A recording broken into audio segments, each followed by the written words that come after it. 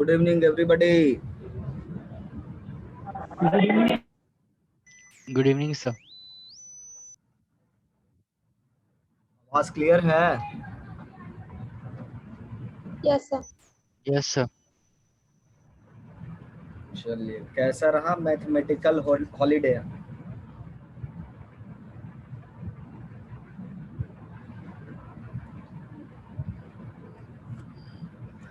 तुम लोग का मैथ की जगह पे फिजिक्स का क्लास लग रहा था या सर सिलेबस आगे बढ़ाए क्वाड्रेटिक में ही?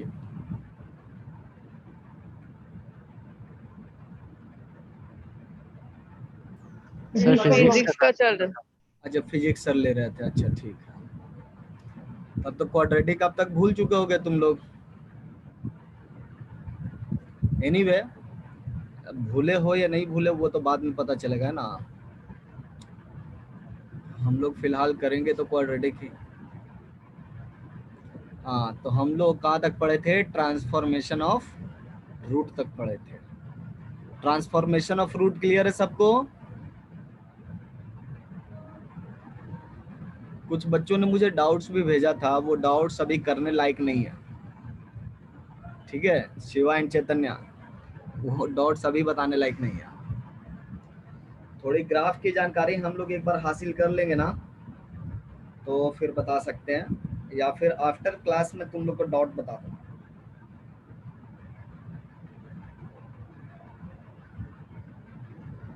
आइए, कुछ बच्चा मुझे बता रहा था कि क्वाड्रेटिक में शुरू का पार्ट में दिक्कत है। तो कौन बच्चा है? विजय? यस सर मेरा। हाँ, सचिन है ना? ठीक है। अभी वाले पार्ट में भी दिक्कत हो रहा है सचिन? No sir. और शुरू वाला में तुमको दिक्कत हो गया? नहीं है, सब यस। क्लियर हो जाएगा अपने आप क्लियर होता है। चलो, आज हम लोग कॉमन रूट पढ़ते हैं। बहुत अजीब टॉपिक है कॉमन रूट, ठीक है? ध्यान से समझना।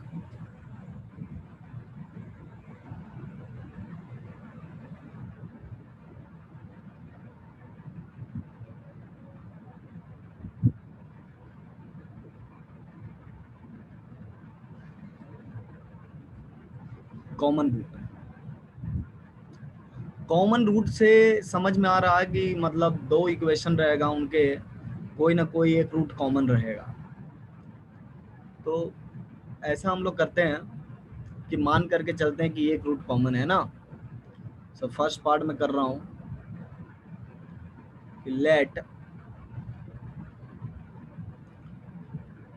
Alpha be a common root of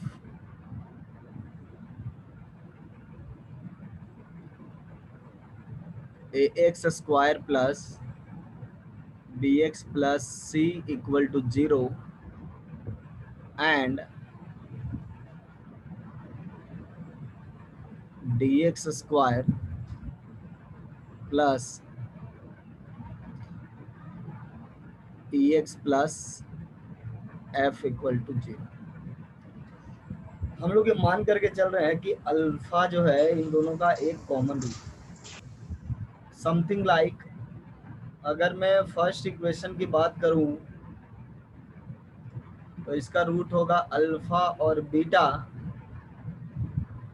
then second equation का रूट हम लोग को क्या सपोज करना होगा? अल्फा एंड गामा सपोज करना।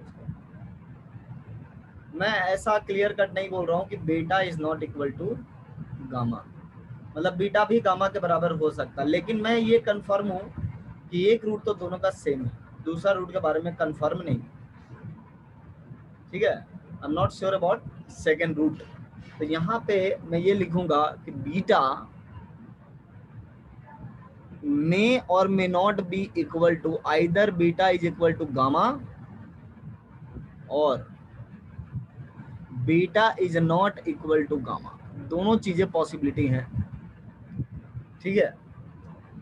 अगर आपका बीटा भी गामा हो गया तब तो दोनों रूट कॉमन हो जाएंगे, तब दोनों रूट कॉमन हो जाएंगे। लेकिन मुझे ऑलरेडी मतलब बिफोर मतलब मैं क्वाड्रेटिक इक्वेशन देख करके डायरेक्ट तो नहीं बता सकता हूँ कि मतलब बीटा गामा के बराबर हो गया नहीं, लेकिन हमको पहले से ये बताया जाता है कि ये दोनों के बीच में ना एक कॉमन रूट है, इन दोनों इक्वेशन के बीच में एक कॉमन रूट है, ठीक है। तब की कंडीशन हम लोग फाइंड कर रहे हैं, मतलब तब A B C D E F के बीच में क्या रिलेशन होगा वो फाइंड कर रहे हैं, जब हमको पता है कि एक कॉमन रूट है, ठीक है। जब पता है मतलब जब दिया हुआ रहेगा, अगर नहीं दिया हुआ रहेगा तो मान करके नहीं चल लेना है कि हाँ कॉमन रूट होगा ही, ठीक है। सो जब पता है तब कर रहे हैं। So alpha be a common root, second root आपका बराबर हो सकता है और नहीं भी हो सकता है, ठीक है। तो यहाँ पे हम लोग क्या करेंगे कि अल्फा इसको भी सेटिस्फाई करेगा ना, और सेकेंड इक्वेशन को भी सेटिस्फाई करेगा। हम लोग लिख सकते हैं देन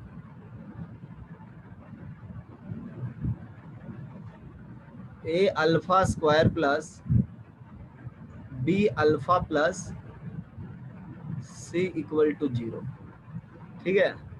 और ये हो जाएगा d alpha square plus e alpha plus f equal to 0। ऐसा मैं लिख सकता हूँ ना, बट अब बीटा और बीटा यहाँ पे नहीं रख सकता क्योंकि I am not sure about second root, but alpha रखा जा सकता है, ठीक है। अब देखो अगर हमको कोएफिशिएंट वगैरह ये सब दिया हुआ है तो क्या मैं कोएफिशिएंट के बीच में रिलेशन फाइंड कर सकता हूँ? बिल्कुल फाइंड किया जा सकता है। कैसे? Let's see. हम लोग linear equation in two variable पढ़े हैं ना, सो linear equation in two variable अगर पढ़े हुए हैं तो हम लोग ऐसा सपोज कर सकते हैं कि let t denote alpha square, let t denote alpha square, ठीक है। Then our equation is set of equation becomes at plus b alpha plus c equal to 0 and dt plus e alpha plus f equal to 0। अभी मैंने कुछ किया नहीं है, मैं technical कुछ नहीं हुआ हूँ, टेक्निकल सिर्फ इतना हुआ है कि अल्फा इसका रूट है ना दोनों का, तो ये सेटिस्फाई कर रहा है। उसके बाद ये कोई टेक्निकलिटी नहीं है, ये मैं थोड़ा सा सिंप्लीफिकेशन के लिए लगाया हूँ कि अल्फा स्क्वायर को मैं टी से रिप्लेस कर रहा हूँ अपने मन से, ठीक है। तो मेरा ये इक्वेशन बन गया, दो इक्वेशन है आपके, फर्स्ट इक्वेशन है और ये आपका सेकेंड इक्वेशन है।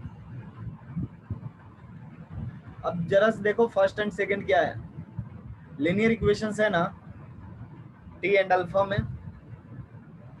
तो लीनियर इक्वेशन कैसे सॉल्व करते हैं? क्रॉस मल्टीप्लिकेशन मेथड सबको आता है? Cross multiplication method of solving linear equation in two variables कौन कौन नहीं जानता है?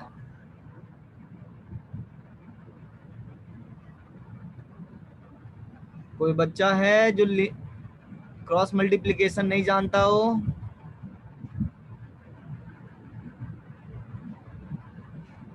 चलिए सब जानते हैं, बहुत अच्छी बात है, ठीक है। तो मैं यहां से लिख सकता हूं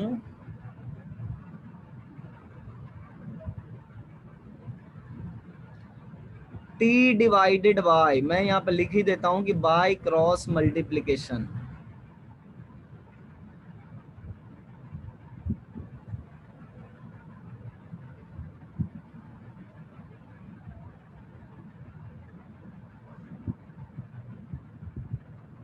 bye cross multiplication method. t जब भी होगा किसके बराबर होगा? B F minus C e and alpha divided by d c या सी डी बोल सकते हो minus A f and 1 divided by a e minus B D.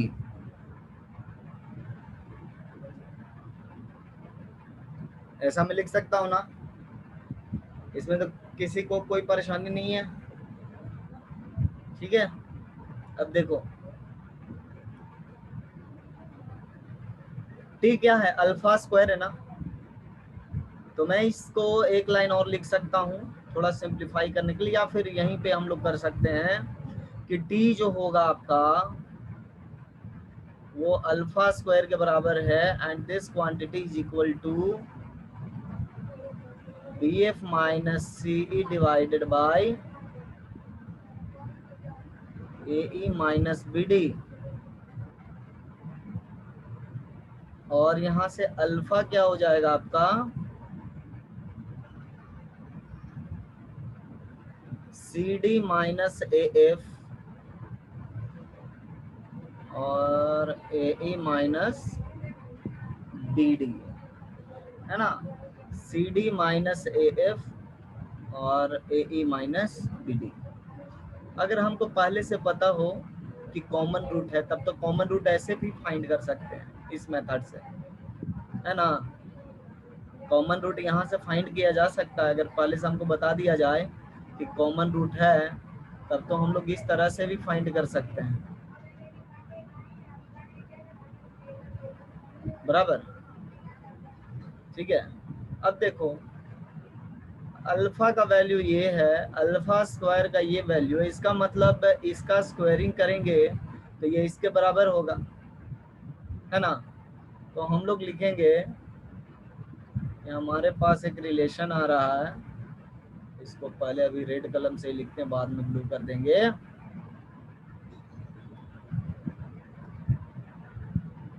D f minus C e divided by a A minus B d equal to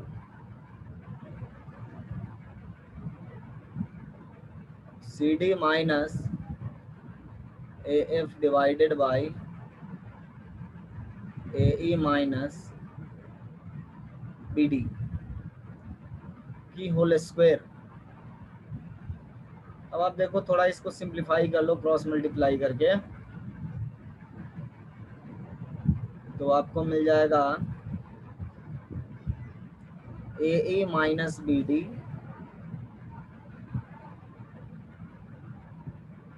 b F minus C E, और ये मिल गया आपको C D minus A F का whole square, समझ गए, C D minus A F का whole square. तो ये आपका क्या हो गया, नेसेसरी कंडीशन हो गया।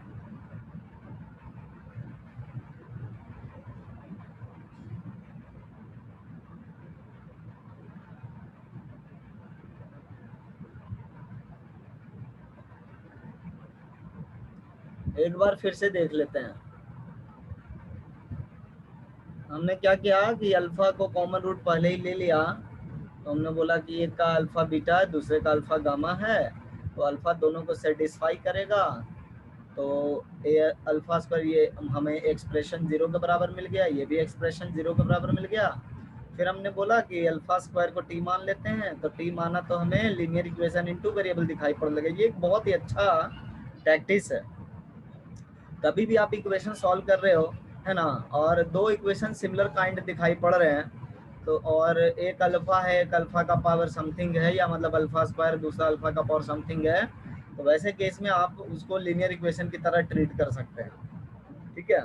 और फिर इसको सॉल्व कर देंगे। सॉल्व करने के बाद ये रिलेशन आप देखेंगे, अगर ये रिलेशन सेटिस्फाइड रहेगा तो इक्वेशन सॉल्वेबल होगा, अदरवाइज सॉल्वेबल नहीं होगा, ठीक है। तो हमने क्या बोला कि टी की जगह पे अल्फा स्क्वायर है, अल्फा स्क्वायर का वैल्यू ये है, अल्फा का वैल्यू ये है, तो इसका स्क्वायर करना पड़ेगा, इसके बराबर होना पड़ेगा, ये सेम ही चीज है ना।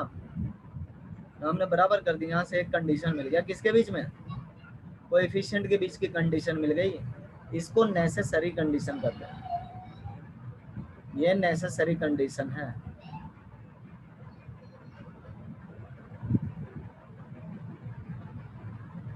Necessary condition,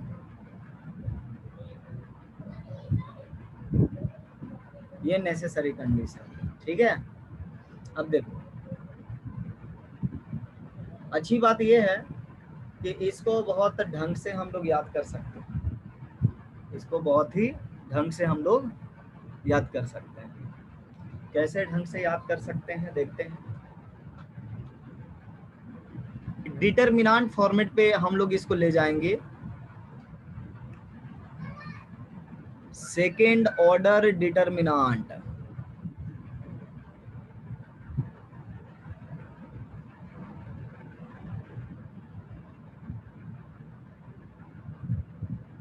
second order determinant क्या है कि आप 4 नंबर को वर्टिकल बार के अंदर में सजाते हो, और ये आपका A11 नंबर है, ये आपका A12 नंबर है, ये आपका 21 नंबर है, और ये आपका 22 नंबर है, ठीक है। इसको हम लोग रो कहते हैं। ये जो आपका है ये रो नंबर 1 है, ये आपका रो नंबर 2 है, और वर्टिकल अरेंजमेंट को हम लोग कॉलम कहते हैं। सो ये हो गया कॉलम फर्स्ट, और ये वर्टिकल अरेंजमेंट कॉलम सेकंड।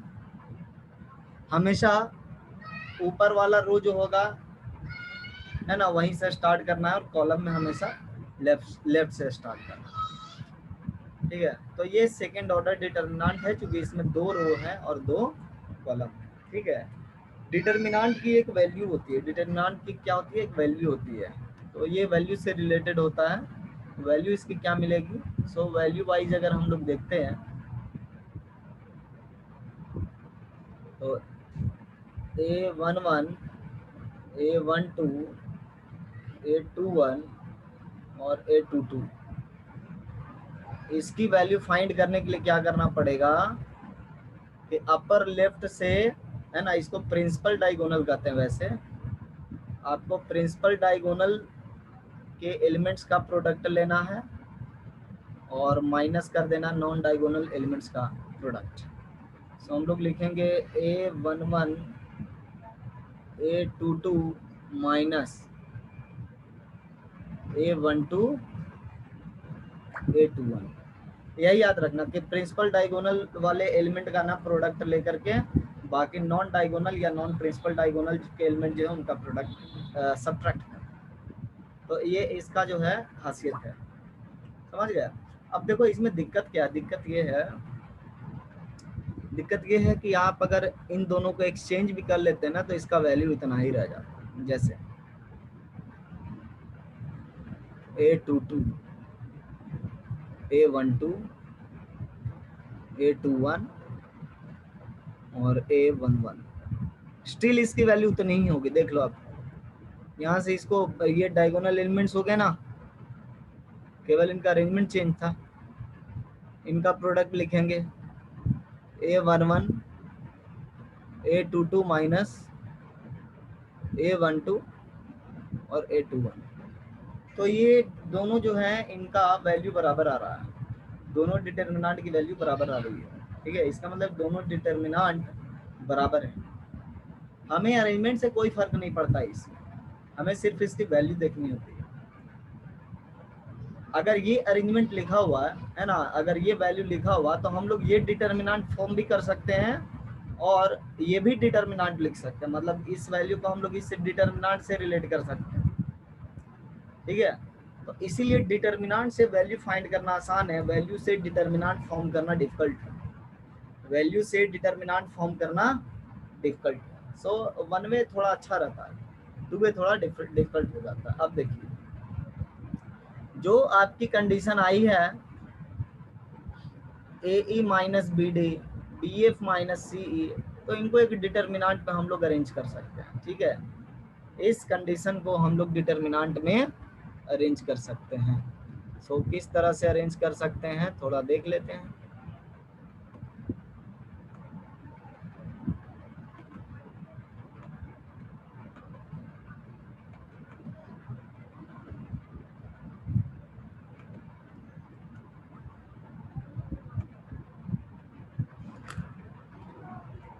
देखिए कैसे कर सकते हैं। ऐसा करते हैं कि ऊपर वाले में इसमें जो रो है ना, इसको चूंकि हमारे दो क्वाड्रेटिक इक्वेशन से रिलेटेड ये कोएफिशिएंट है, अगर दोनों को हम लोग एक साथ लिखें तो एक ऊपर में है और एक नीचे में है।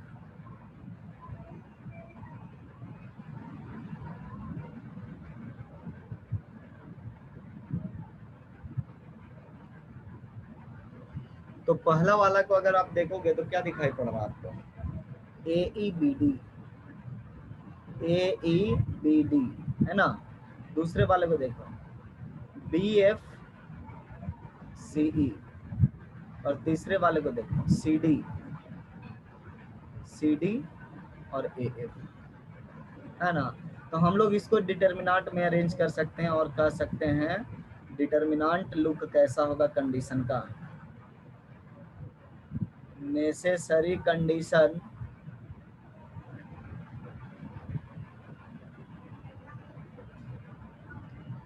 इन determinant form.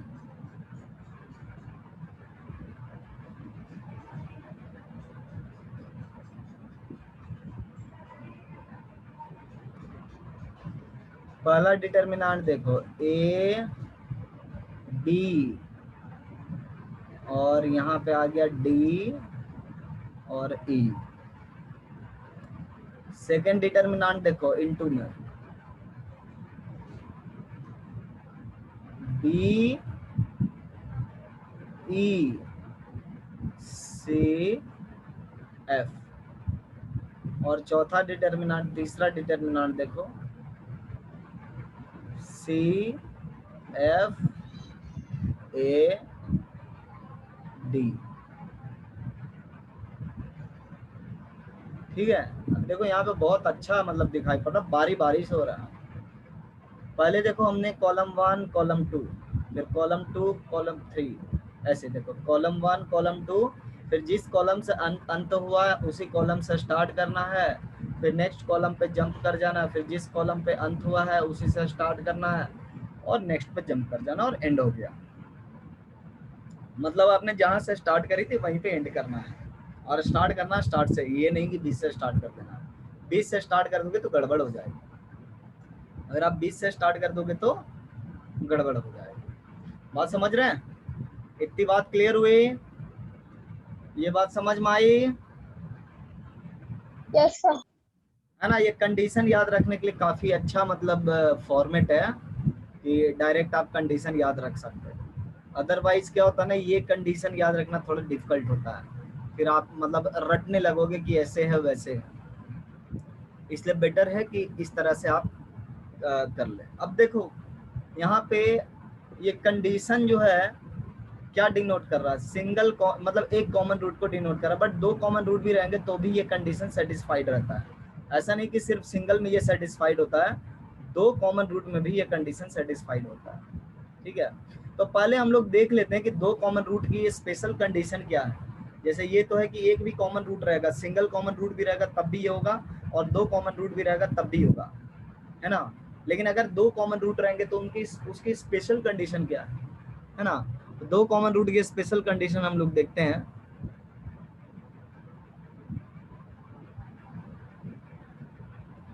Both roots are common,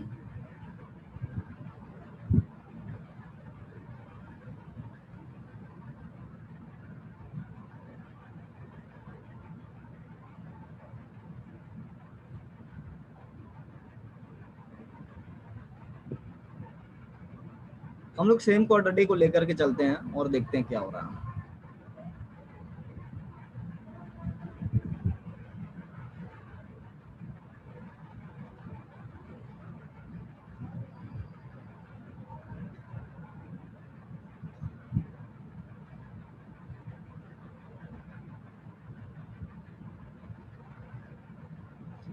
दोनों रूट अगर कॉमन है तो मैं क्या बोलूंगा कि ये भी अल्फा बीटा से मिलकर के बना हुआ है और ये भी अल्फा और बीटा से मिलकर के बना हुआ है।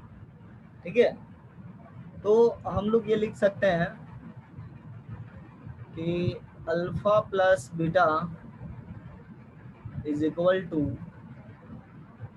Minus D by A, that must be equal to minus D by E by D, E by D.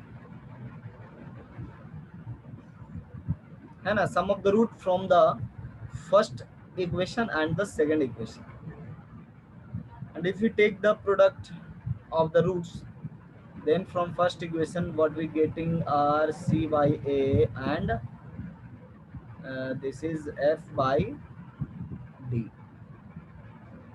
हम लोग क्या करेंगे, ये कंडीशन को थोड़ा ना सिंप्लीफाई करेंगे।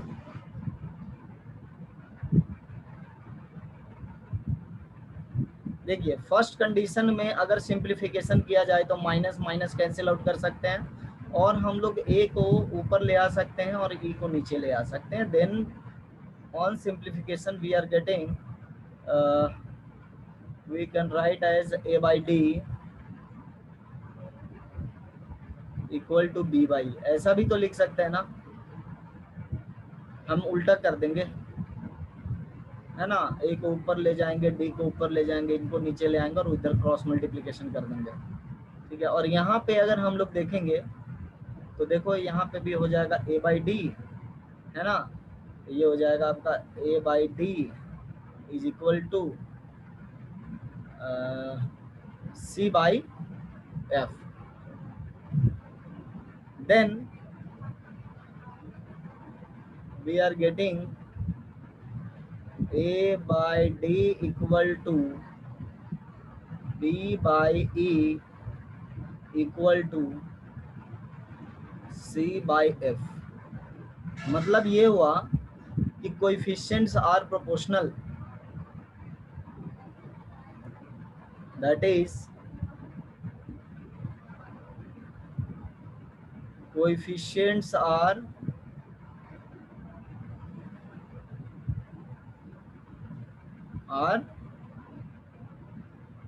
प्रोपोर्शनल।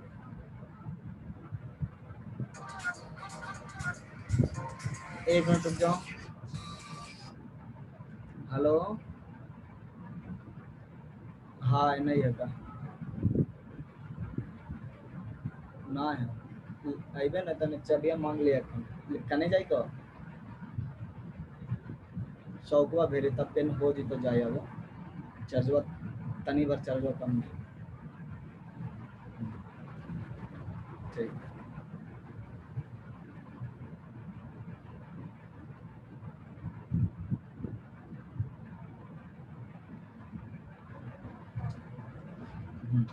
तो यहाँ पे हमने क्या देखा कि दोनों रूट्स अगर कॉमन होते हैं तो आप a by d equal to b by e equal to c by f देख रहे हैं, ठीक है।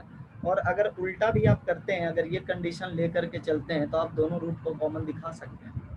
तो ये जो है नेसेसरी कंडीशन नहीं है, ये नेसेसरी एंड सफिशिएंट कंडीशन है, ठीक है। दोनों रूट के लिए कॉमन होना नेसेसरी एंड सफिशिएंट कंडीशन है।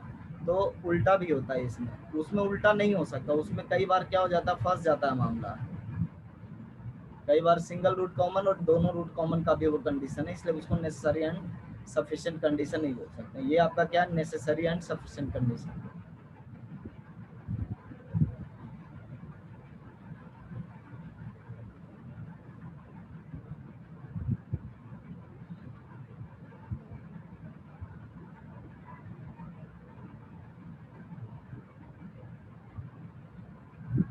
अब देखो क्या अंतर है सिर्फ नेसेसरी कंडीशन और नेसेसरी एंड सफिशिएंट कंडीशन। इसको मैं एक सिंपल जो है ऑब्जेक्टिव न्यूमेरिकल से बताता हूँ।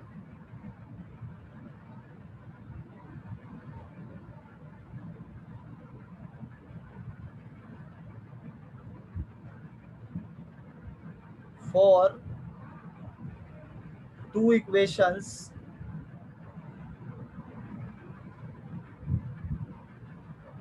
ax square plus bx plus c equal to 0, dx square plus ex plus f equal to 0। If, मैं पहले ही दे रहा हूं, if a b d e times b c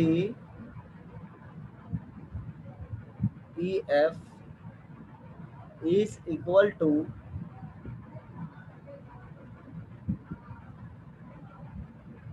CFAD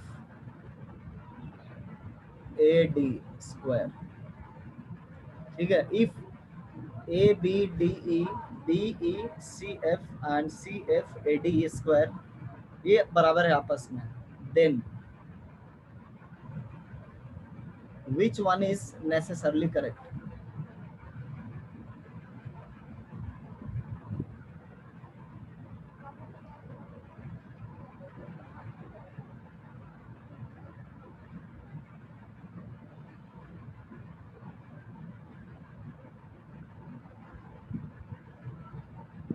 इसमें मैं 4 ऑप्शन लिखूंगा और फिर हम लोग इसको डिकोड कर लेंगे ना।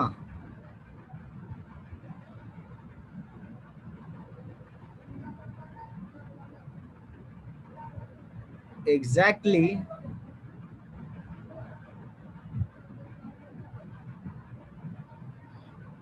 one root is common.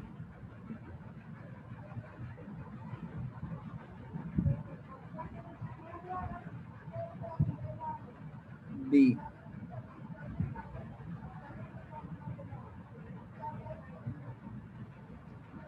Both roots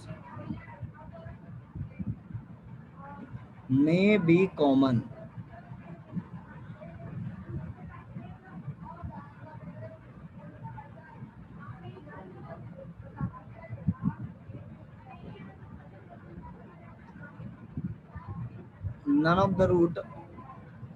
None of roots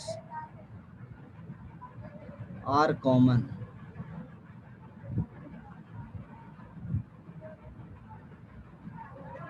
D.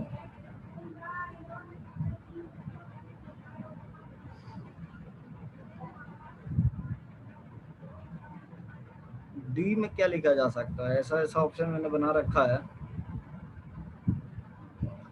Both roots are necessary common.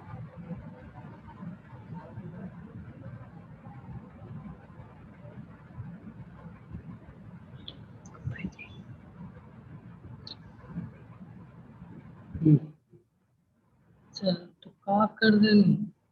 बहुत अच्छा चैतन्य एंड शिवा, आप लोग सेलेक्ट करिए।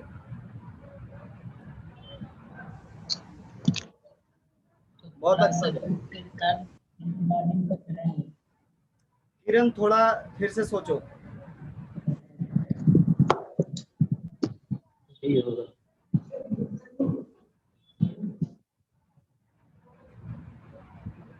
बहुत अच्छा। कौन है सर? जो कॉमन रूट पर भाषण ध्यान से सुना होगा वो गलती नहीं करेगा इसे।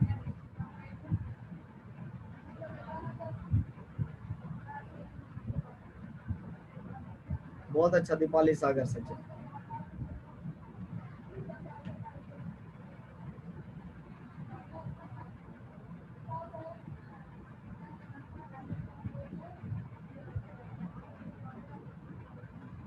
बाकी बच्चों का क्या कहना है? अक्षय बहुत अच्छा।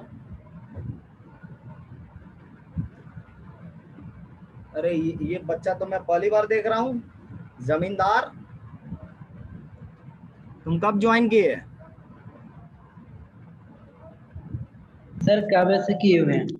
अरे तो आज किए थे, मतलब क्लास आज शुरू। मेरा पहला क्लास कर रहे हो? Yes sir. अच्छा ठीक है। हाँ शारांश थोड़ा और सोचो। हाँ बोलो। अच्छा ठीक।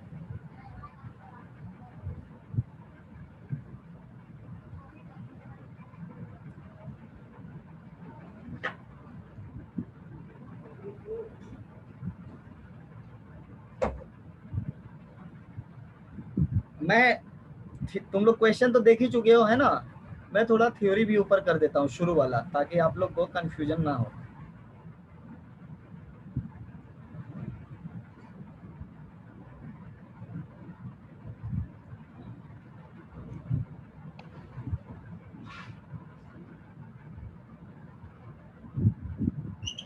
और अब सेलेक्ट करिए।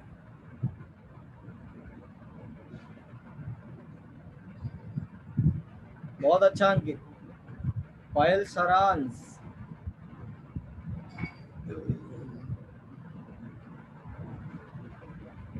किरण,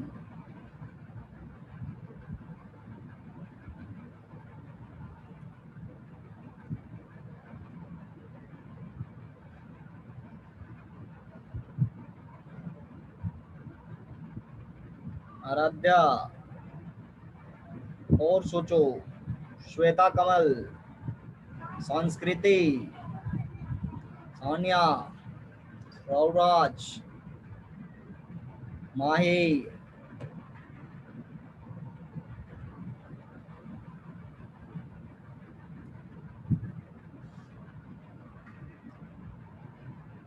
किरण, और सोचो।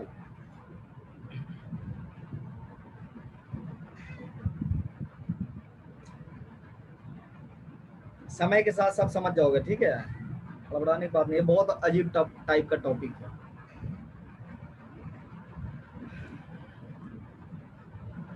आइए देखिए, इसका सबसे पहले एक बार और थ्योरी को ब्रीफ में कर लेते हैं।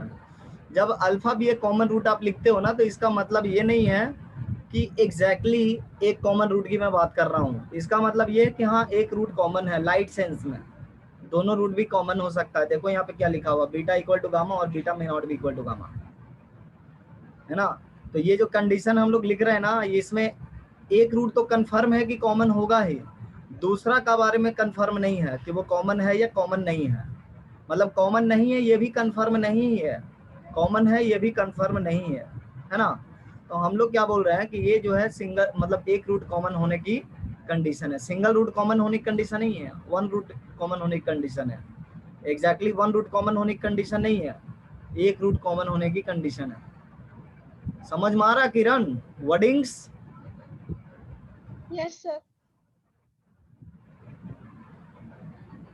पायल समझ पा रही हो वर्डिंग्स?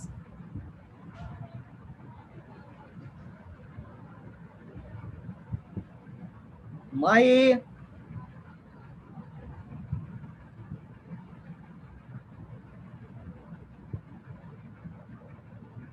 अरे यस नो तो करो।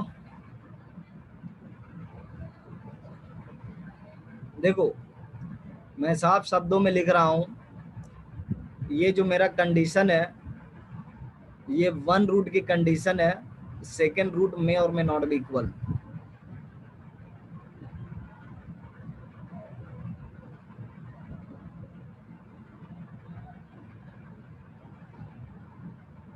That is both roots may और may not be equal, बराबर।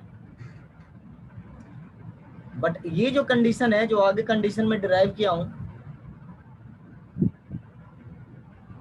a by D, b by A, c by F, ये जो है दोनों रूट कॉमन की कंडीशन है। इसमें एक रूट कॉमन अगर बोलता है कोई, है ना, तो वो लाइट सेंस में ठीक होगा, लेकिन इसमें स्ट्रिक्टली हम लोग को वर्ड यूज करना चाहिए कि दोनों रूट कॉमन है, ठीक है। इसमें हम लोग को स्ट्रिक्टली वर्ड यूज करना चाहिए दोनों रूट कॉमन है। Both roots are common. अब इसका इम्प्लीकेशन हम लोग ये बोल सकते कि हाँ एक रूट कॉमन है, दोनों कॉमन है, इसका मतलब एक रूट तो कॉमन है ही, है ना, ठीक है।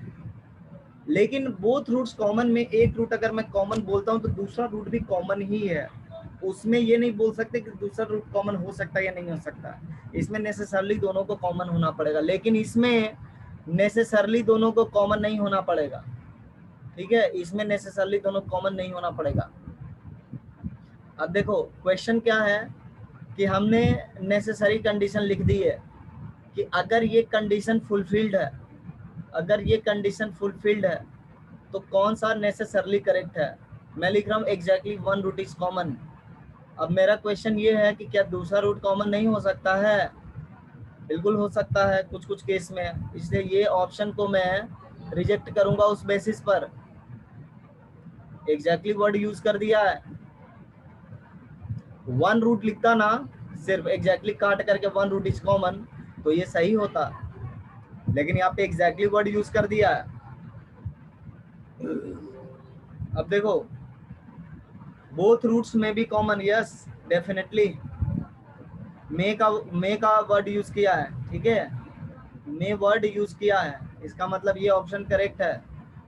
None of the roots are common, एकदम बिल्कुल गलत बात है। ये कंडीशन लगाने से कम एक रूट तो कॉमन मिल ही जाएगा, ठीक है, एक रूट कॉमन होगा तभी ये कंडीशन फुलफिल्ड होता है, इसलिए ये ऑप्शन गलत है। बोथ रूट्स आर कॉमन, इसका मतलब नेसेसरली टाइप का दोनों रूट कॉमन ही है। क्या दोनों रूट कॉमन है इस केस में? नहीं, हो सकते हैं बट डेफिनेटली नहीं, इसलिए ये ऑप्शन गलत है। बोथ रूट्स में भी कॉमन। समझ में आई बात? संस्कृति, यस सर।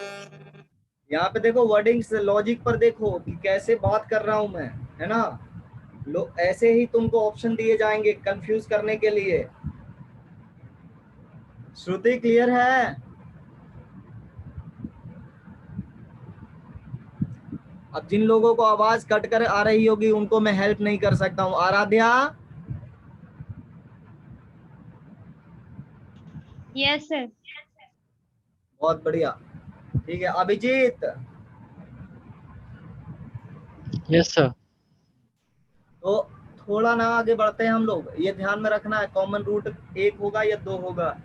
अब देखो हम लोग क्या करते हैं, एक क्वेश्चन उठाते हैं, सिंपल सा, वेरी वेरी सिंपल।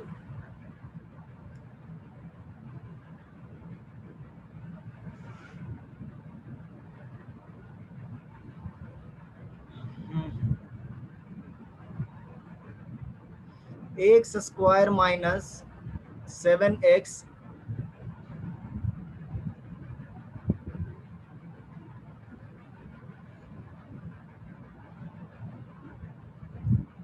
और एक्स स्क्वायर माइनस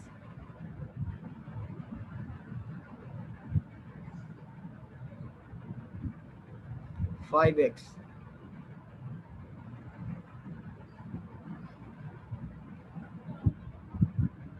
ठीक है, ये दो इक्वेशन है। Find A value, find value of ए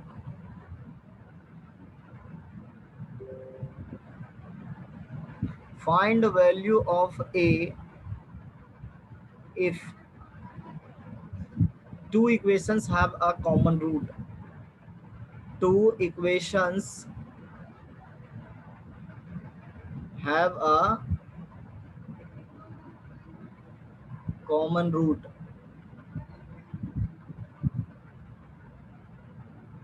अगर दोनों इक्वेशन के पास एक रूट कॉमन है तो ए का वैल्यू क्या होगा? तो हम लोग जानते हैं ना कि ये एक रूट कॉमन होने पर, है ना, क्या कंडीशन होती है, वो कंडीशन को लिख लेते हैं।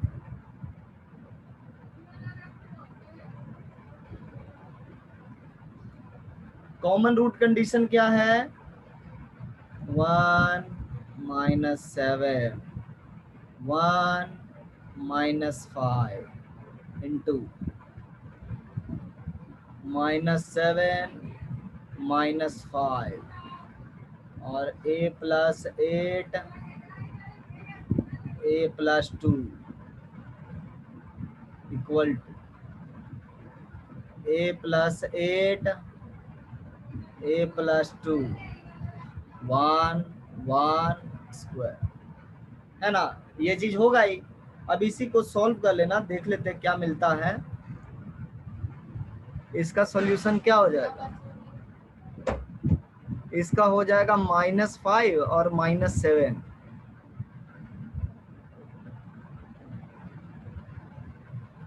इंटू ये हो जाएगा आपका -7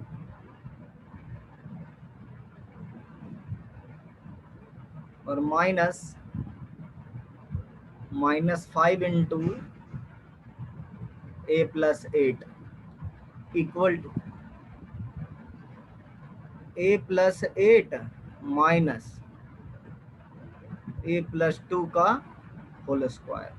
सिंप्लीफाई इट, ये हो जाएगा 2 के बराबर ये हो जाएगा आपका -7 और +5 है, -2a के बराबर, और ये हो गया -14 और ये 40, 26,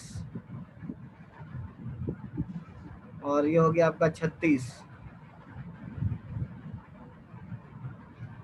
वो हो गया 18, तो हो गया -2a + 26 = 18,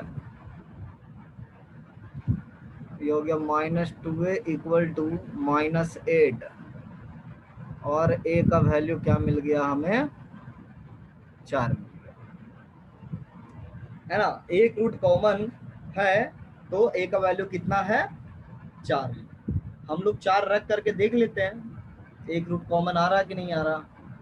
देखो तो 4 रख करके,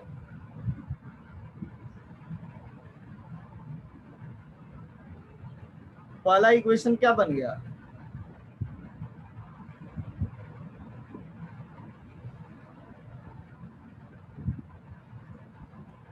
x² - 7x और 4 + 8 12, x² - 5x और 4 और 2 6, इसका रूट क्या है, 3 4 है, और इसका रूट है 2 और 3। देखो 3 कॉमन रूट हुआ ना, एक कॉमन रूट आया इस केस में,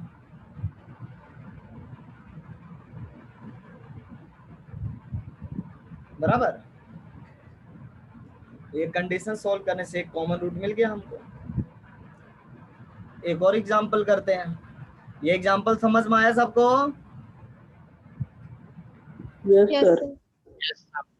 वेरी गुड। एक और एग्जांपल देखते हैं।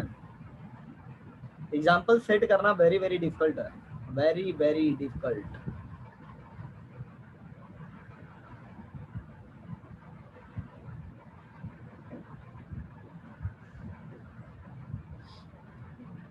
क्या सेट कर सकते हैं एग्जांपल,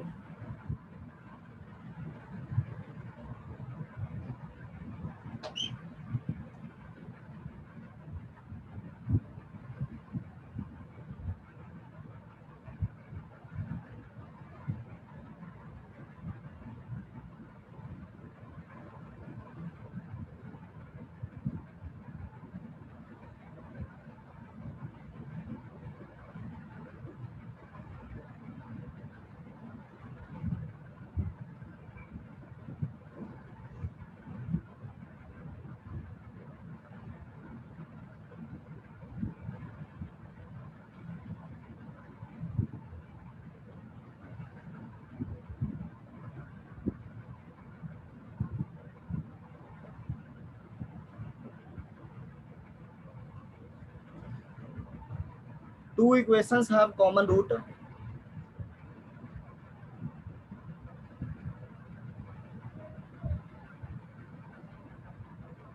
find a,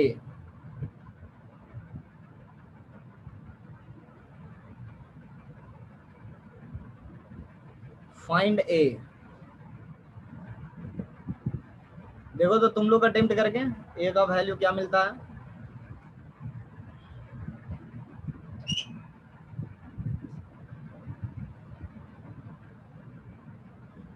और सोचो चैतन्य,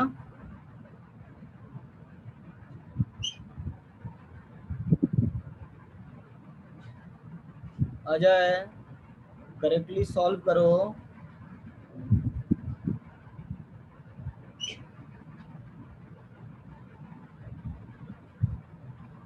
हाँ, और सोचो सारांश एंड शिवा।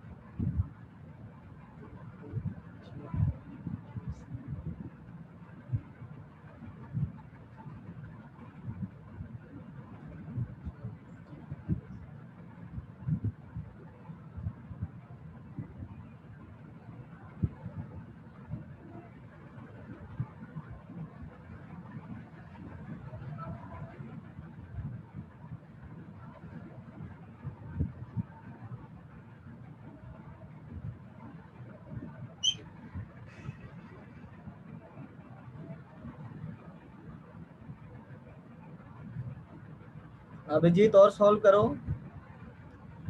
हाँ शिवा, पार्शियली राइट है। 2 का एक साथी भी है, वो साथी को फाइंड करो। जिनके जिनके आंसर 2 आ रहे हैं वो 2 के साथी को फाइंड करो।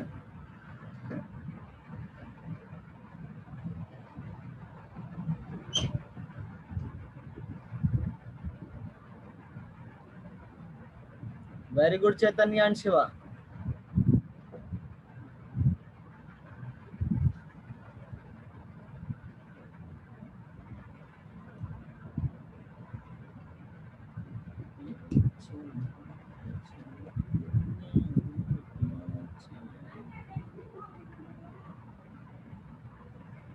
बहुत अच्छा जाए। अक्षय 2 का साथी फाइंड करो, कंपेनियन। Pankaj very good.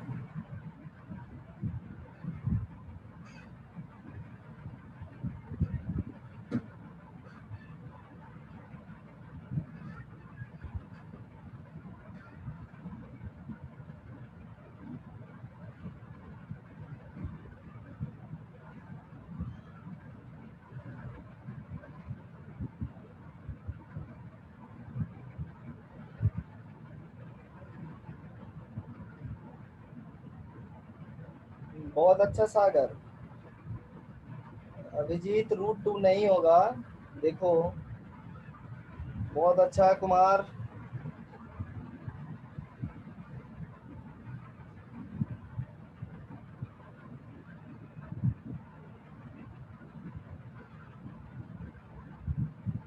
ये करस्पॉन्डिंग टू 2 है ना आराध्या।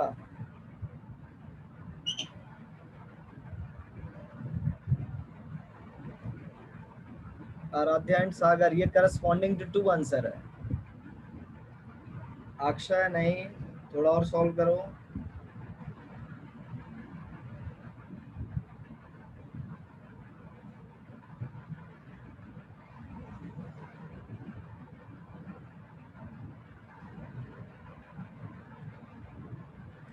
बाकी लोग भी अपना इनपुट दो।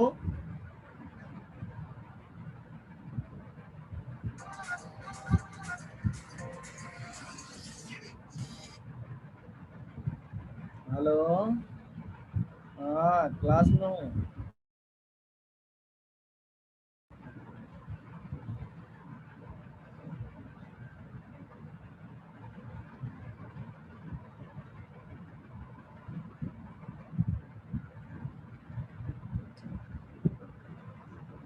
पायल क्या आया? माही,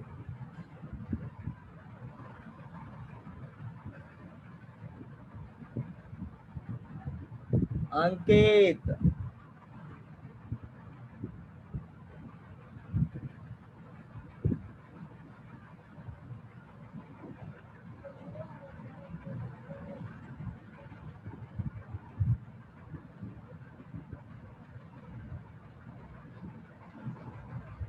किसको किसको इसको सॉल्व करने में और समय चाहिए तो मैं समय दूंगा।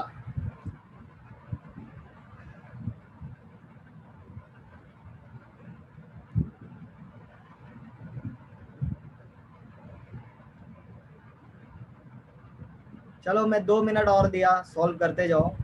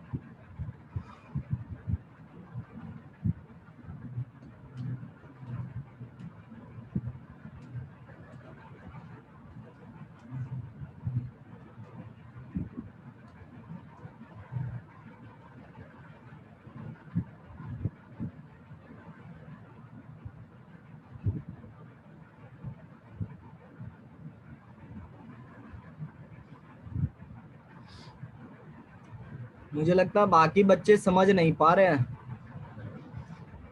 माई, Yes, sir. अरे समझी, No, sir. तो बोलना चाहिए ना। पायल, Yes, sir. समझ में आया?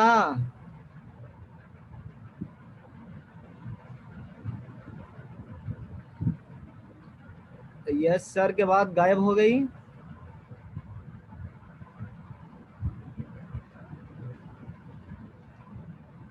समझ में आया पायल?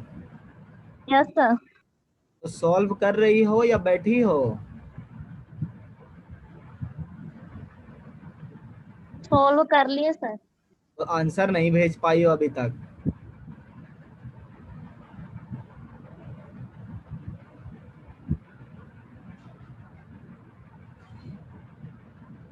राहुल, तुमने कुछ प्रयत्न किया है, Yes, sir. लेकिन a equal to a square by 2 आया। अब इसके बाद तुम फंसा हुआ है, उसको इक्वेशन की Yes. तरह सॉल्व करो। बहुत अच्छी जगह पर पहुंचे हो। Okay, sir. सानिया,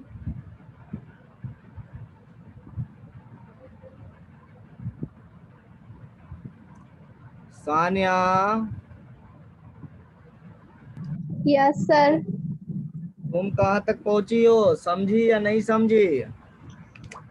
सर समझे लेकिन आंसर गलत आया है 184 आ रहा। अरे गजब, फिर से करो। यस संस्कृति, Yes, sir. तुम्हारा क्या रिपोर्ट है? सर हम आंसर भेजे हैं। कहाँ, कब? तुम्हारा आंसर तो पहुंचा नहीं अभी तक मेरे पास। फिर से भेज दो एक बार। Yes, sir. Yes, sir. श्रुति,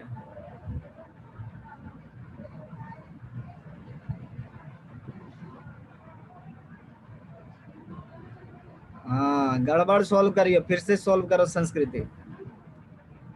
राहुल राज बहुत अच्छा। श्रुति, यस सर। क्या रिपोर्ट है तुम्हारा?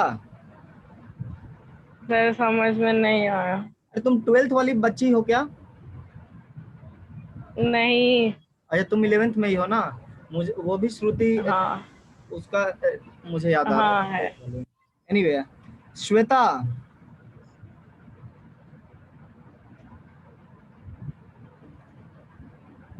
श्वेता, आंसर नहीं जा रहा। अरे श्वेत कमल है या श्वेता कमल है?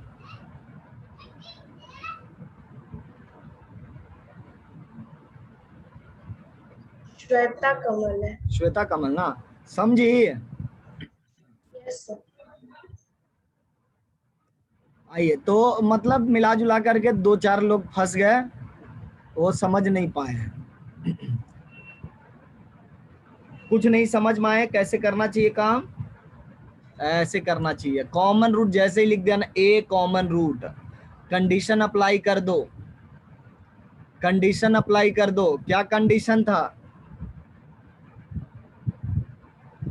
1 ऊपर वाला, फिर ये -6, 1 नीचे वाला -7।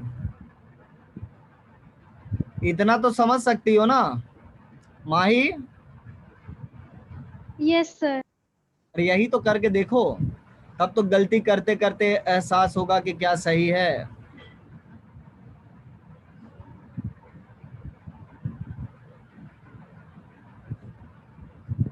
और क्या था यहाँ पर? 1 का होल स्क्वायर। इसके बाद आपको क्या मिल रहा होगा? ये -1 हो जाएगा, और ये आपका हो गया -30 और -28, -2a, और ये बन जाएगा a स्क्वायर।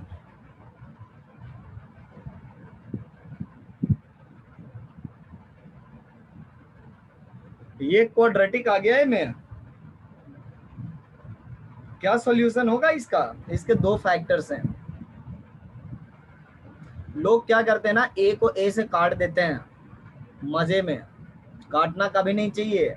जब भी इक्वेशन वगैरह आता है उसका रेस्पेक्ट करना चाहिए, उसके सारे सॉल्यूशन फाइंड करिए और बाद में देखिए कि जो सॉल्यूशन आपको अच्छा नहीं लग रहा था वो सॉल्यूशन रखने पर क्या हो रहा है।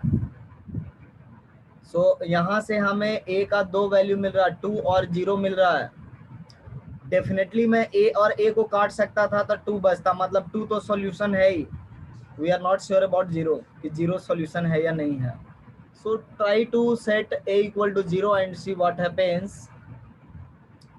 जब ए बराबर 0 है मेरा, है ना, तो यहाँ पे आपको मिल रहा है equation x square minus 6x equal to 0 और x square minus 7x equal to 0। Is there any common root here?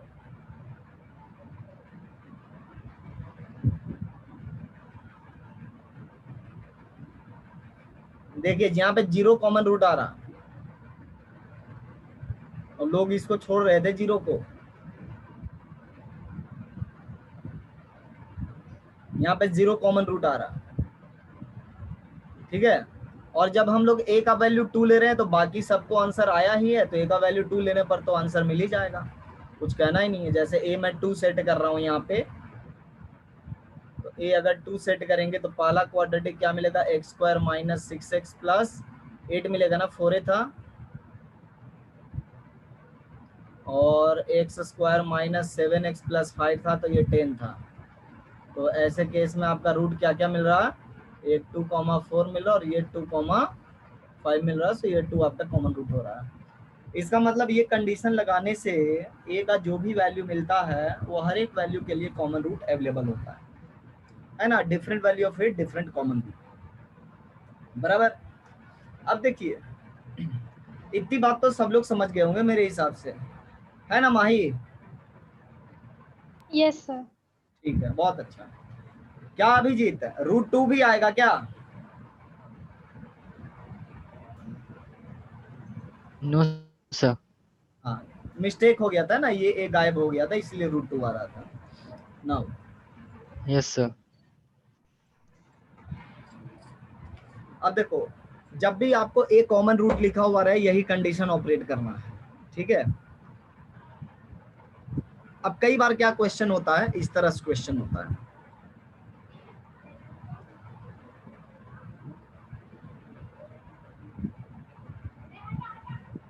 लिखेगा find condition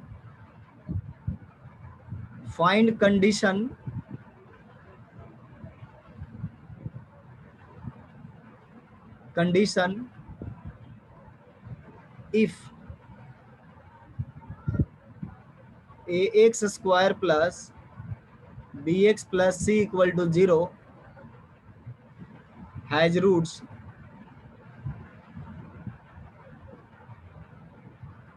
alpha, beta and dx square plus ex plus f equal to 0 has roots 1 by alpha and gamma।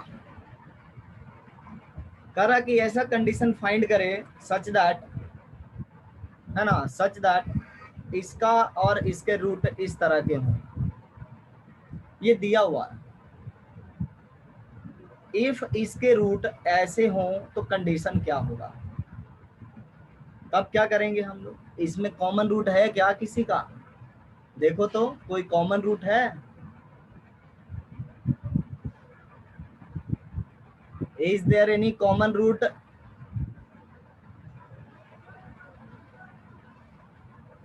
Yes और no कहो। No sir. No sir.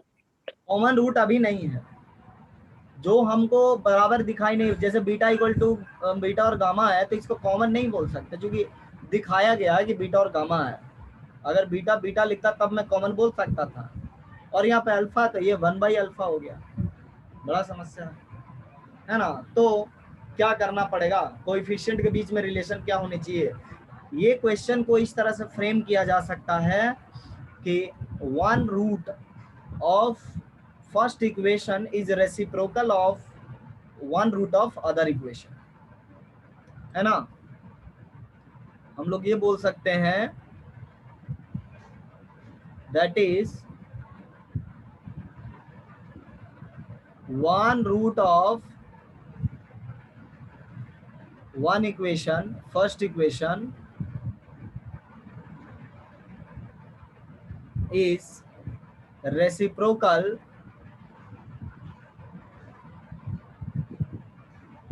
of 1 root of other equation।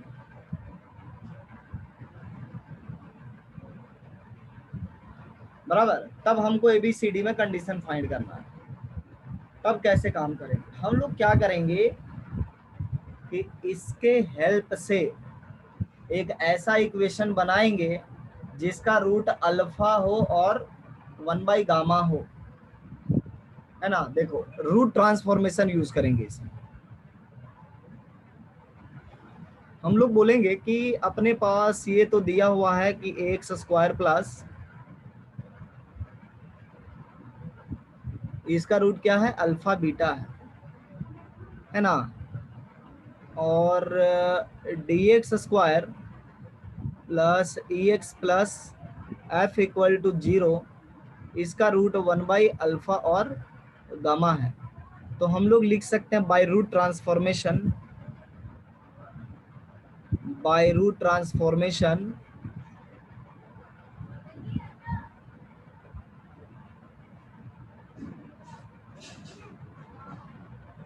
fx² plus EX plus D equal to 0 will have root alpha and 1/गामा।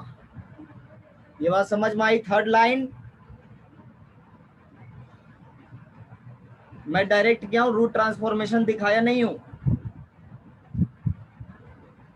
ये बात समझ में आ रही है। Third line कोई बच्चा जो नहीं समझ पाया हो बताओ,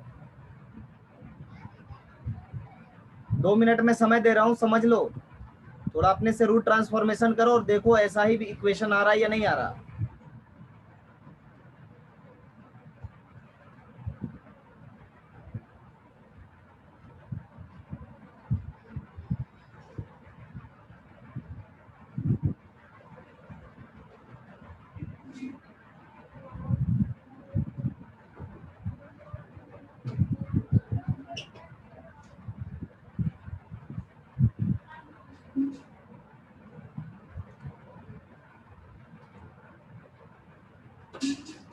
बहुत अच्छा चैतन्य।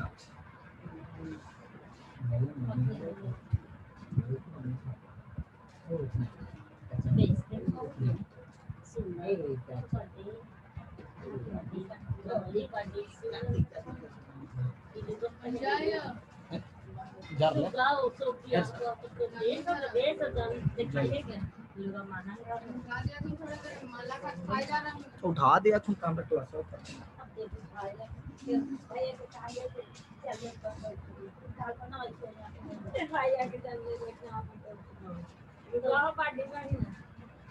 Root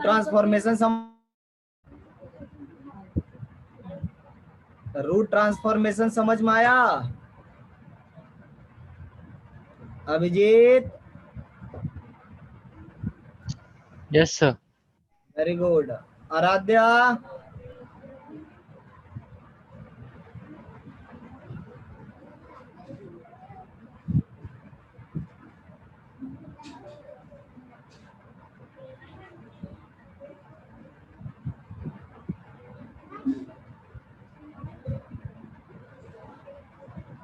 Deepali? Yes, sir. Very good.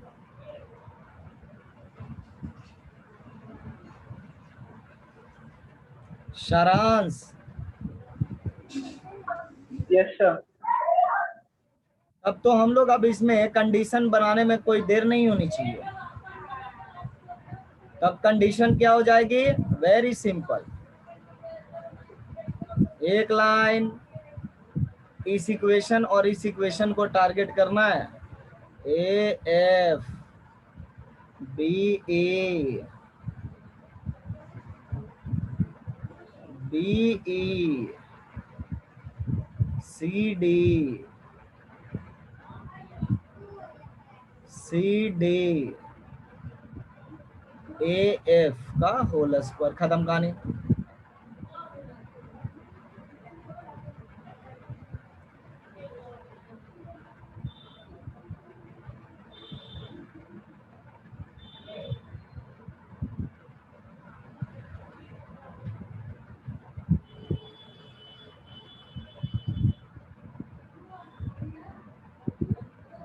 है ना, बहुत सिंपल था। एनीवे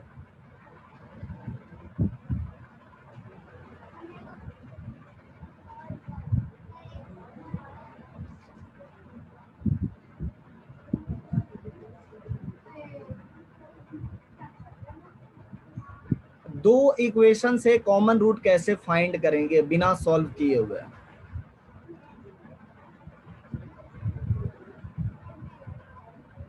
फाइंडिंग कॉमन रूट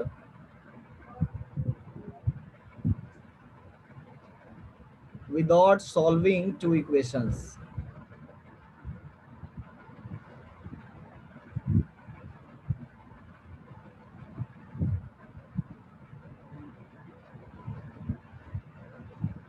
जैसे मान लो कि x square minus 5x plus 4 दिया हुआ है और x square minus 6x plus 5 दिया हुआ है। ठीक है, हमको कॉमन रूट फाइंड करना है, फाइंड कॉमन रूट, और सॉल्व नहीं करना क्वाड्रेटिक को। क्वाड्रेटिक को सॉल्व नहीं करना है, तो कैसे करना होगा? दोनों इक्वेशन को इस तरह से सब्ट्रैक्ट करो कि एक्स स्क्वायर वाला टर्म कैंसिल आउट हो जाए। तो यहाँ पे सब्ट्रैक्ट करने पे क्या मिल रहा है? देखिए हमारे पास दो इक्वेशन है ना, ऐसे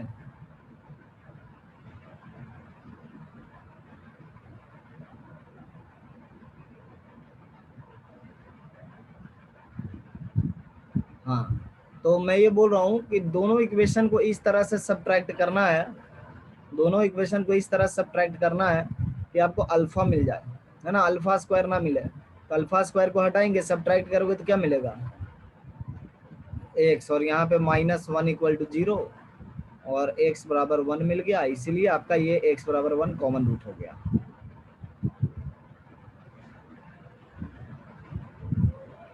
मतलब फैक्टराइजेशन का कोई झंझट नहीं है, मतलब फैक्टराइजेशन का कोई झंझट नहीं है। लेकिन ये तभी वैलिड है जब दोनों के बीच में कॉमन रूट रहेगा। जब दोनों इक्वेशन के पास एक कॉमन रूट रहेगा तभी जाकर के आप सब्ट्रैक्शन के थ्रू कॉमन रूट फाइंड कर सकते हैं, अदरवाइज नहीं। बात समझ में आई? ऐसे ही रेंडमली नहीं। जैसे अगर मैं एक एग्जांपल और लेता हूं, देखता हूं कि उसमें क्या कॉमन रूट मुझे मिलता है।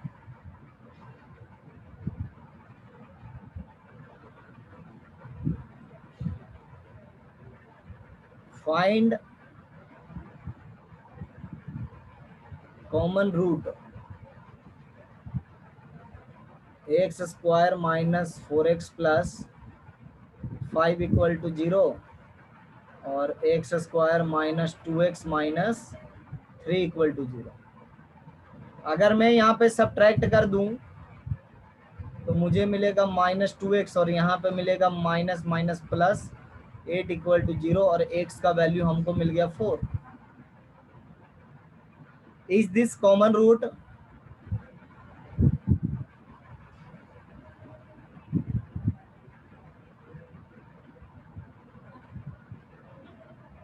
क्या ये कॉमन रूट है? नहीं। क्यों? हमने तो वही प्रोसेस अप्लाई किया, सब्ट्रैक्ट कर दिया, फिर ये कॉमन रूट क्यों नहीं है? तो आप इसको बैक सब्स्टिट्यूट कर सकते, पहला रीजन वही हुआ। दूसरा रीजन ये है कि ये दोनों इक्वेशन में कोई कॉमन रूट नहीं था, है ना, there is no common root basically, there is no common root.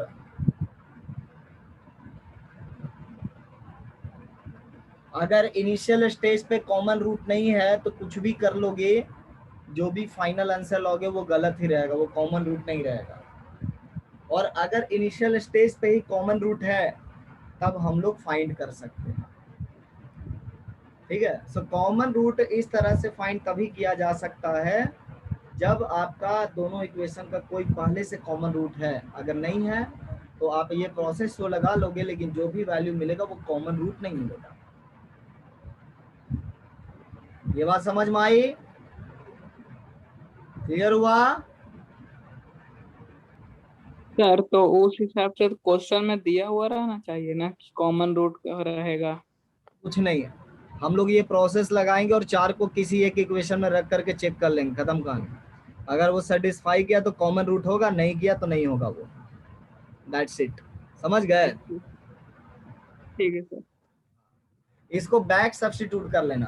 तो ये प्रोसेस कब जरूरत पड़ेगी हम लोग को? जब ये सब कांस्टेंट वगैरह दिया हुआ रहेगा तभी ना, अदरवाइज तो ये प्रोसेस की उतनी खास जरूरत है नहीं।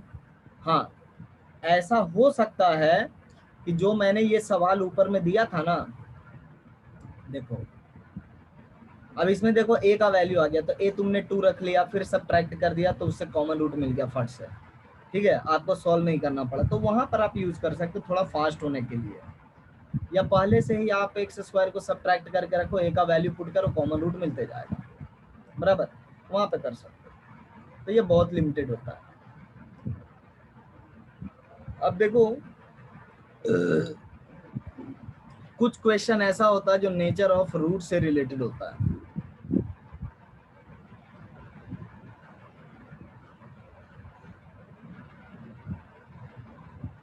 Question based on nature of root.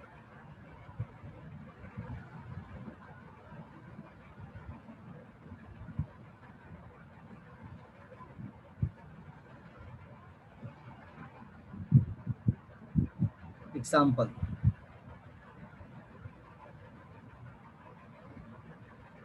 X square minus 2x plus 4 equal to 0 है, और x square plus bx plus c equal to 0 है, where a b c belongs to z।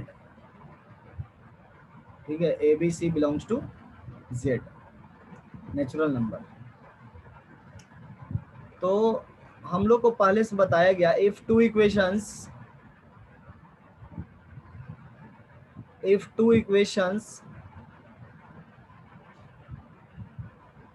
have a common root,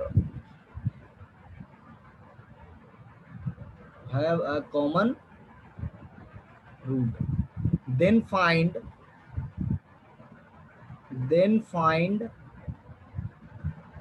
minimum positive value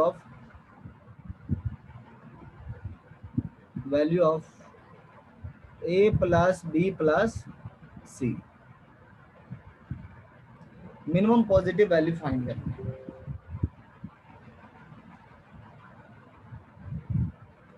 तब कैसे करेंगे इसमें? अब अगर हम लोग डिटरमिनेंट वाला फॉर्मेट लगाते हैं तो उसमें 3 वेरिएबल हो जाएगा, तो 3 वेरिएबल होगा तो सॉल्व करना डिफिकल्ट होगा। वेरी गुड चैतन्य,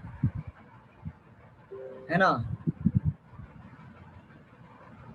तो इसमें क्या करना पड़ेगा, थोड़ा ध्यान से हम लोग को ऑब्जर्व करना होगा कि इस इक्वेशन, ये जो आपका पहला इक्वेशन है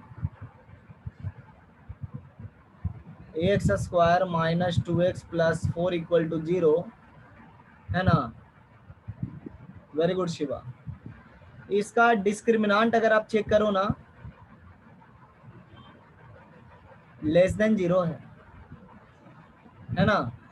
तो इसका जो भी रूट होगा वो p plus iota q type का होगा। Roots of type p plus iota q type का होगा, है ना।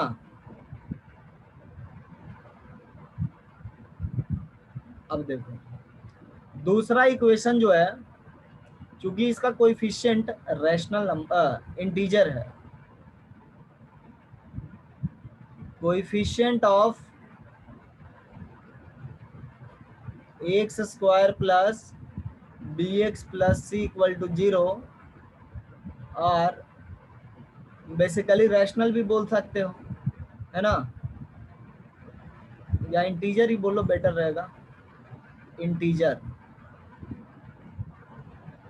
अगर हम लोग इसको एक रूट कहते हैं, है ना, if we take p plus iota q as one common root,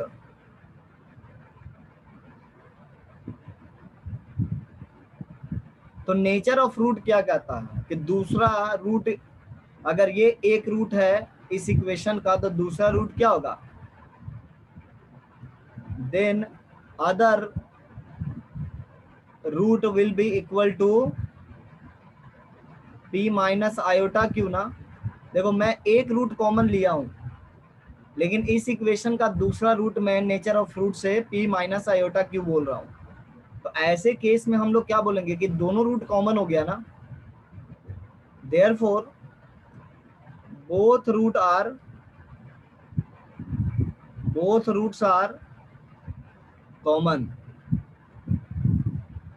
दोनों रूट क्या हो गए हैं, कॉमन हो गए। तो ऐसे केस में हम लोग क्या बोलेंगे सिंपली कि कोएफिशिएंट विल बी प्रोपोर्शनल, मतलब a upon 1 equal to b upon -2 equal to c upon 4।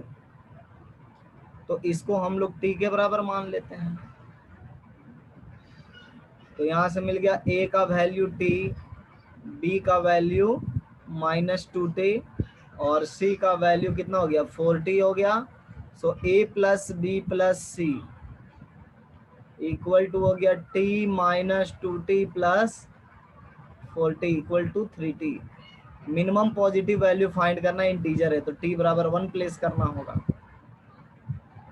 तीनों इंटीजर है, इसीलिए तीन इंटीजर का समेशन 1 नहीं हो सकता, उसमें दो किसी न किसी को 0 वगैरह होना पड़ेगा, इसलिए इसका मिनिमम पॉजिटिव वैल्यू क्या हो जाएगा। हेलो सोचिए, अच्छा ठीक, तो इसीलिए मिनिमम पॉजिटिव वैल्यू क्या हो जाएगा,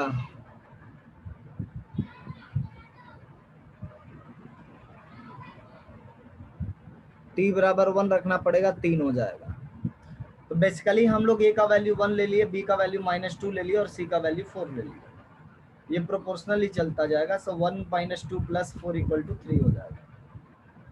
तो इसमें देखो नेचर ऑफ रूट लग गया। कई सारा क्वेश्चन ऐसा रहेगा जिसमें तुमको क्लियर शब्दों में नहीं बोलेगा, एक इक्वेशन क्लियर कट लिख देगा और दूसरा इक्वेशन में सब कुछ गायब कर देगा, है ना, लगभग ऑलमोस्ट सारा कुछ गायब कर देगा, या फिर किसी एक का वैल्यू वगैरह दे देगा और बोलेगा कि बाकी डिसाइड करना है। तो ऐसे केस में आप समझ जाना कि इसमें नेचर ऑफ रूट लगाना d<0 वाली केस है। समझ में आई बात?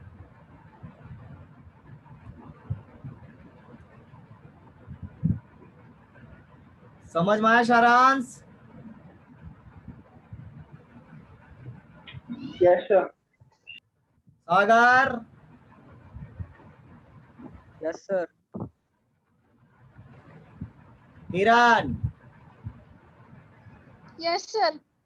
Very good. Payal? Yes sir. चलिए, तो आज हम लोग इतना ही रखते हैं। कुछ क्वेश्चन आपको क्वाड्रेटिक के साथ क्यूबिक भी रहेगा, ठीक है, कॉन्सेप्ट यही है, लेकिन वहां पर आप सॉल्व नहीं कर पाओगे, वहां पर तुमको अपना दिमाग लगाना होगा कि अल्फा कैसे फाइंड कर सकते हो। समझ में आई बात? तो वो ऐसा एग्जांपल मैं अभी नहीं ले रहा हूँ, वो तुम लोग डायरेक्ट हैंडल करना समझ करके, और नहीं हैंडल होगा तो मैं हूँ, है ना। तो आज के लिए इतना ही है। Have a nice day. और जिनके भी डाउट्स हैं, कोई बच्चा है जिसको डाउट वाउट पूछना है? Raise your hand.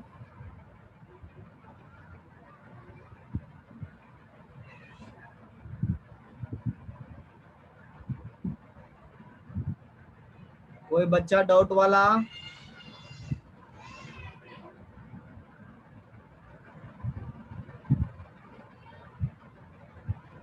ठीक है, तो मैं ये मीटिंग एंड कर रहा हूँ, आप पर रीज्वाइन कर लीजिए शिवा, या जिनको भी डाउट है वो रीज्वाइन कर लेंगे, हम लोग डिस्कस कर लेते हैं डाउट। नेक्स्ट क्लास में हम लोग धीरे धीरे एक्सप्रेशन पर चलेंगे।